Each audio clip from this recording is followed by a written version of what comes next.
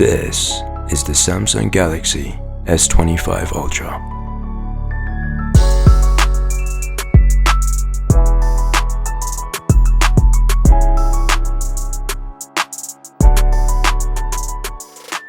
I believe anyone who holds this phone, uses it for a few minutes, will agree that it's a nice phone to use. It's an overly pleasant phone to use.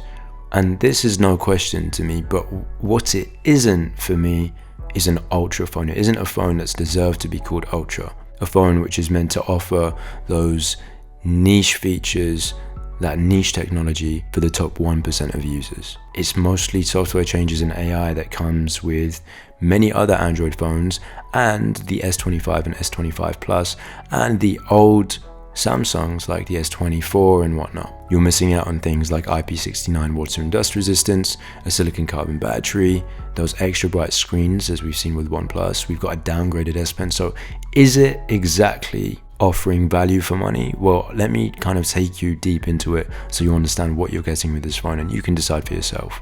First thing I always like to look at is the build and the design. So this year we've got Gorilla Glass on the front and back with a titanium frame, upgraded to Corning Gorilla Armor 2. So it's quite a strong phone in terms of durability. In terms of design changes, they've rounded the corners ever so slightly and the edges are a lot more squared off, a lot more iPhone-like, very much like just like a fat brick, which I quite like. I think it gives it a very premium, solid feel to it. But I've also had people look at it saying it's quite a goofy looking phone. I've also had some friends look at it and say it's quite sleek, especially just after using it for a few seconds. And then in terms of other design changes, the rings around the camera bump are slightly bigger. The body is slightly smaller when you compare it millimeter by millimeter, and it's got 15% smaller bezel, so you're getting a larger display and a smaller body, but I'll talk more about the display in a second. But in terms of like holding the phone and using it, hardware wise, it's definitely the hardest phone I've ever used with one hand, and it's also a really slippery phone, just something worth knowing. But it feels really nice to use. It does feel like an expensive brick of money. Because of its size, putting it in your pocket can be uncomfortable depending on your pocket size. It's not a problem that I have, but I know it's a problem that some people could run into. But in general, something you'll notice here with this more brick-like design, rounded corners, is it just looks a tad bit more like an iPhone, just a little bit more like an iPhone. And that's a common theme here with the S25 Ultra, especially when it comes to software that I'm going to talk about in a little bit, which I just find a little bit interesting. And then kind of the final thing to say about the build and design that I did mention earlier is just the fact that they haven't upgraded from IP68 water and dust resistance to IP69 water and dust resistance, which is just disappointing for their ultra named phone with a $1,300 price tag. When it comes to the display, not much has changed here. It's a 6.9 inch 120Hz display with a 2600 nit peak. On top of this, it's an 8-bit display, not a 10-bit display like most Chinese phones nowadays. Once again, just like they're really not going for getting the top quality in this phone or the top features and the top specs. Very much just playing it safe, and that's a massive theme that you see in this phone, especially with things like the S Pen downgrade, which I'll get into in a bit. But other than that, for the display, something I really do like about it is it gets really dim. So it's really nice when you first wake up in the morning and you just don't want that shining bright light kind of just first thing in your eyes. It does manage to just reach like a really nice low brightness that is actually tolerable first thing in the morning. However, speaking on brightness, it doesn't get super bright as with like the new OnePlus phone, for example. The tech is there to do it. Samsung have access to this tech, but they've just decided not to. They've decided to play it safe, save costs. They're already like one of the biggest phone manufacturers ever, and they've really realized this at this point, and they seem to be getting quite comfortable. But it's just a shame because it makes their Ultra phone just quite an average one, especially with the price tag. But other than that, to summarize the display, it's very pleasant to use, it's very immersive. Anyone who hasn't used a Samsung Ultra phone before will really like using the display. It's just really kind of immersive and engaging, so it is pleasant to use without a doubt. When it comes to my experience with the battery life is okay. It is on the better side of things. For me, I'll end my days with about 15% left, and we're talking about like a long day here from about 10 AM to midnight, where I've got Quad HD with 120Hz on full brightness, just really maximizing it and ending the days with about 15%. So it's decent battery life. But the problem with the battery here, the massive thing I really am disappointed to see is it is a 5000 milliamp hour battery, which is a good size for a battery. However, it's a lithium battery. Just another one of those examples of Samsung playing it safe and not going for the best tech that there is. So most Chinese brands nowadays are using silicon carbon batteries. And to kind of explain what that means is because lithium uses a graphite anode and silicon carbon uses a silicon carbon composite anode, silicon carbon stores up to 10 times more lithium than graphite does.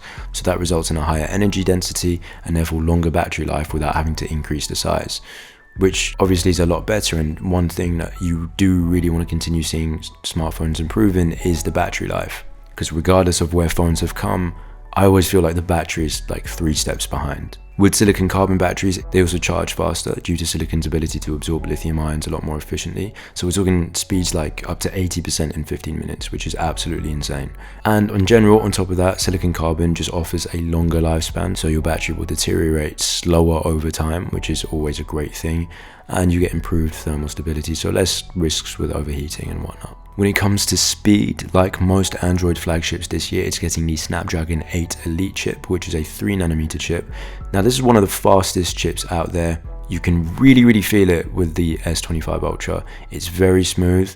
It's almost like too powerful. I don't really know what you could use it for in terms of utilizing that speed on this phone other than gaming, if you're a big gamer. But bottom line is, it is a really good chip. It does have faster speeds than Apple chips with some of the metrics. So it is really good. And Apple have obviously always been good at setting high standards for chip speeds. Regardless though of the chip's ability to be really powerful and handle a lot and do really well, it doesn't change the fact that, as with all Androids, you're still dealing with lots of lazy developers. You'll find that even on a new Android phone, you'll find weird lag happening in some apps, regardless of the chip speed. And that's just because of lazy app development that the chip cannot fix, which kind of, in a way, takes away from the luxury of having one of the fastest chips in your phone. But not massively. That is just a little nitpick to throw out there, but it is something, I guess, worth knowing. But then also something worth knowing is, like I said, it will be in most Android flagships, and it's also on the S25 and S25 Plus, so kind of takes away from it being a special feature of this phone, because it isn't. Now, before I start talking about all the software changes with OneUI 7 and Android 15 and all the AI stuff, I do just want to mention the S Pen downgrade that I did quickly mention briefly earlier. Basically, what they've done here is they've just removed Bluetooth functionality from the S Pen. So those features that you could use to kind of control the camera remotely with the S Pen for the phone, can't do that anymore. And apparently, according to Samsung, the reason behind this is only 1% of users, when they looked at the data, were actually using the Bluetooth functionality in the S Pen. So they probably decided it's worth saving a little bit of money on. And personally, it doesn't affect me at all, but I just don't think it's a good look for Samsung, especially when they're already playing it really safe this year. And like I said, I kind of just do really want to hold them accountable for calling this phone an Ultra phone and playing it this safe and downgrading certain features. It just seems like they're kind of prioritizing the business over their users. And with a phone like this, priced this high at $1,300, a phone that's named Ultra, that's meant to be for the top 1% of niche users, for those people who are proper tech enthusiasts. Even if people aren't using a certain feature a lot, if it's got some functionality that some people do use, then why remove it? When it comes to cameras, I'm not going to do a massive camera test here. There are lots of videos you can look at for that. However, we are getting a better performance from the camera, sharper photos, videos with less noise at night, more stable. So overall, there is a camera improvement there in terms of the image processing and whatnot. But additionally, when it comes to the actual physical cameras, just like last year, you've got a 200 megapixel main lens, 10 megapixel 3x telephoto lens, a 50 megapixel 5x telephoto lens, and then the only difference physically is they've upgraded from a 12 megapixel ultra wide lens on the S24 Ultra to a 50 megapixel ultra wide lens this year, which is a nice thing to see. In terms of the video output, they can produce 8K footage at 30 frames per second, 4K footage at 120 frames per second, or 1080p footage at 240 frames per second. And then the 12 megapixel front-facing camera can also produce 4K at 60 frames per second. But like I said, you want to see more actual footage and photos straight out of the camera, then you should probably go look at another video specifically on that, because you'll get a lot more out of that. Now, for software and AI features and all of that and whatnot, probably the biggest difference with this phone, but bear in mind, also comes to other Android phones and other Samsung phones, depending on the features, whether they're specific to Samsung or Android. Allow me to explain. So this phone comes with OneUI 7, which is Android 15, and it's got quite a software redesign, a bit of a software overhaul. It's a nice one, I think. You're getting lots of AI features this year, which is the same as every phone this year. But like I told you, it's not exclusive to this phone. You've got your Google AI features like Gemini, which is on every Android phone coming out. And then you have your Galaxy AI features, which you can get on old Samsungs and the S25 and S25 Plus. One thing is well worth pointing out is, so Samsung are naming their AI features as Galaxy AI, but what they're also saying is their Galaxy AI features are only going to be free until the end of 2025.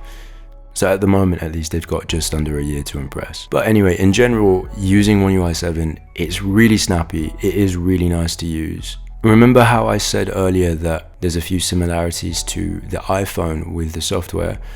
Well, one of the things with kind of the overhaul done on OneUI 7 and the slight redesigns is it is somewhat more iPhone-like. Subtly, not too much. They've done things in their own way, but another thing that's just kind of interesting, kind of making it more familiar for iPhone users. Examples of this are, there's this new feature called the Now bar, which kind of is similar to the dynamic island. It's this little island on the bottom of the lock screen that just gives you information about certain tasks that are happening in the background, like music, timers, that sort of stuff. The lock screen customization, for example, is done in a similar way. You hold on the lock screen and then you get access to the customizations, and in a similar looking layout. The app switcher also looks somewhat similar to the app switcher in iOS. So there's just a few little redesigns there that do resemble iOS features. Another thing is the way that you can now swipe from the top left of the screen to get the quick panel, and then swipe from the middle or the right to get the notifications. And they've separated the two, interestingly enough. So, well, you have the option to separate the two, so you can make it so you can swipe left and right between notifications and quick panel, or you get them all in one go as you have previously. Something I've found kind of annoying, especially if you get them both in one go, is you can no longer swipe horizontally on the quick panel and have different pages on the quick panel. You have to like swipe up and down, which I find less convenient for a larger phone. It's just harder to do and harder to operate. But the separation between the notification and quick panels is a nice option. I'm trying it out. I just started trying it out, so I don't know if it's my favorite, but it's one that you've got there if you'd like that option. But then also something I'd like to point out, getting access to the quick panel from the top left, I feel just wasn't smart. It's like they tried to copy Apple the same way you get access to the control center through the top right of the screen, except just to be different, they've done it on the left side, which is harder to access because most people use the phone with their right hand. So now they've got to reach across this absolutely gigantic phone to get access to the quick panel. I just thought that was a bit stupid, to be honest. And as far as I know so far, there's no option to change it from left to right. But anyway, when it comes to the AI features, let's kind of just break down the Galaxy AI features. So like I told you, these are free until the end of 2025. Well, most of them. First thing I want to talk about is kind of just a generic AI feature, and that's Gemini. Gemini is Google's new AI assistant replacing Google Assistant. They've got it in this phone. You hold the power button to gain access. Super useful, very intuitive. I feel like the Pixel's version of Gemini will always have a slight advantage because Google will always kind of prioritize themselves there, but it's really good. Ask it all sorts of AI questions, kind of like ChatGPT. You can have like a conversation back and forth with it. I'm doing a whole video on Gemini later on to kind of go into the ins and outs. But other than that, something that is exclusive to Samsung in terms of Gemini is combined a little bit with some involvement from Bixby, which is Samsung's assistant. So an example of this is with Gemini, it can now use Bixby's ability to reach into apps and perform in-app actions with Gemini and combine the two. So you can ask Gemini to add something to your calendar and it will add it to your calendar, or add it to your notes and it'll add it to your notes. But the only problem is you kind of have to be using, as of right now at least, Samsung Notes or Samsung Calendar. Hopefully this changes in future. Other AI features is the AI eraser and move tool in the gallery. This is the best AI eraser I've seen yet. It's better than Google's one in Google Photos. It's better than Apple's one in Apple Photos, which is quite nice to see. It's really impressive, and I can imagine that being a useful feature. Another AI feature is the AI wallpaper generation feature. So you can kind of generate fake wallpapers just on the spot for your phone. Problem with this is, in my experience, all the photos that have been generated are quite low in quality, so it just ends up looking a bit bad on the phone. So in that sense, I'm not a fan. Another feature, AI Select. AI Select's really cool. It allows you to select whatever is on your screen. You gain access to it just from the edge of the display, and based on what it is that you're selecting on the screen, it suggests certain things that you can do with it to kind of help you. So say you're looking at text, it can offer to summarize. Say you're looking at something in a different language, it can offer to translate. Say you're looking at a video, it can offer to make it a little GIF, GIF, I don't know how you say it. So you want to copy paste certain parts of a text on WhatsApp because WhatsApp's annoying and doesn't let you do that for some reason. You can now easily do that. So AI Select is quite useful. I haven't used it much really at all actually, but other than just for kind of testing it out and trying it out. But I can see potential there in it actually being quite useful every here and there, especially with the S Pen. It's kind of nice to use. Now another Galaxy AI feature which I think is really useful is natural language processing in the settings and the gallery search. So you can use normal sentences to kind of search for certain things. So you can go into settings and say the screen is too yellow, and just by saying that, it will offer you settings that help you change the screen to maybe a less warm color, and it will just suggest the correct settings. So when you don't know what certain settings are called, it allows you to just kind of describe your problem or describe what you want to look for and suggest the correct settings to you. This is really useful because I'm sure everyone's gone through the experience of kind of looking for certain settings and you just can't quite find it because you have to know the exact name of the settings, which you just don't know. And it's the same thing in the gallery. You want to describe a certain photo that you're looking for. It's good at understanding what you're saying if you're just trying to describe a certain photo from memory. The final AI tool I'd like to talk about is the audio eraser tool. This one's also quite a cool one. It's in the gallery. So if you want to go into a video and you want to remove certain noises like a background crowd noise, or wind in your video, or kind of isolate the voices in your video so you can hear them more clearly, and just remove the background noise, it allows you to do all that just using AI. And that's kind of it. I do feel like this whole video was a little bit of a repeat of my unboxing and first impressions video, just because there's not too much more to say. That's not me saying that this is a bad phone and it's not a nice phone to use. It's one of the nicest phones that I've used. It's a very pleasant experience. But all I'm saying is, firstly, there's not much new, especially in comparison to last year. Most of the changes are in the software that you can get on other Androids and other Samsungs, depending on the features specifically that you want. And there's nothing particularly stand out about this phone, because all those standout 2025 level features like a silicon carbon battery, a brighter screen, just aren't on this phone, because Samsung have decided to play it super safe this year and charge you $1,300 for pretty much last year's phone. So while this is a really nice phone to use, it does have you questioning whether it's worth buying, because you know that there's phones out there with better specs, newer features, better battery, the same software, but for a lot cheaper. And in general, I just wouldn't recommend buying this phone. You're, in my opinion, better off waiting till next year in the hopes that that will be a good phone that does offer all the features that this phone should have had and more. Or just getting a phone like the S25 Ultra and upgrading it to OneUI 7, because you'll basically get an identical experience. But that's kind of like all I really have to say about this phone. So yeah, I hope you guys enjoyed the video. Thank you for watching. Please subscribe if you haven't already, and give this video a like and comment for the sake of the algorithm. Check out my Instagram at El-Naggar for a behind the scenes perspective and just more updates on there. And that's kind of it. I hope you guys enjoyed it, and I will see you in the next one. Salam.